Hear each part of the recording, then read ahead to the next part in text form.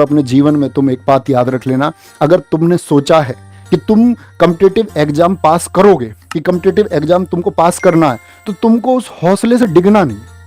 डिगने का मतलब है कुछ भी स्थिति आ जाए। अभी एक बच्चा मिला मुझे, इसका बच्चे क्या नाम था भानु, हाँ शिवम शर्मा, एक बच्चा मिला हमारे यहाँ पड़ोसी गांव का। अभी सुनो, उसने बताया एसएससी जीडी में उसका बच्चे का स्कोर लगभग 140 के आसपास है।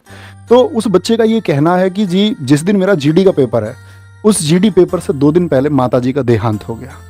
आप समझ सकते हो स्थिति। बोला जी पिछला जीडी भी देना था, तो पिछले जीडी में भी मम्मी हॉस्पिटल में थी, तो मम्मी ने इस बार ये मुझसे बोला था कि तुमको तुम्हारी नौकरी पहले भी लग जाती और इस बार तुमको नौकरी लगना है। कह रहा कि भैया मम्मी एक्सपायर हुई है, 2 दिन पहले मैं पेपर देने गया हूँ। और कह रहा कि ये स्थिति है, मम्मी हमारी एक्सपायर हो गई। और कह रहे कि जो हमारे परिवार के लोग थे ना, जो हमारे चाचा जी थे जिनके बेटे की भी सरकारी नौकरी, जिनके लिए हमारी माता जी ने सब कुछ किया, आज खाना तक नहीं दे रहे हैं और खाना हमको खुद बनाना पड़ता है।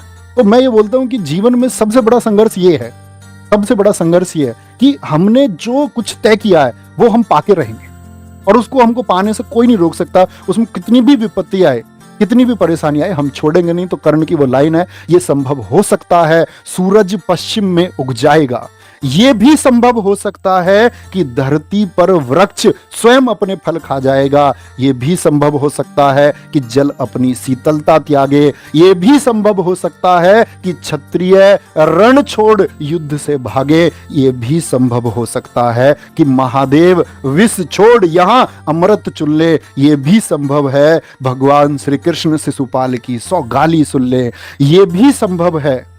तो क्या कहते हैं फिर, कहते हैं मैं परशुराम का शिष्य कर्ण, मैं परशुराम का शिष्य कर्ण, गंगा भी मुझे बहा नहीं सकती, तीनों लोक और 10 दिशाएं मुझको हिला नहीं सकती।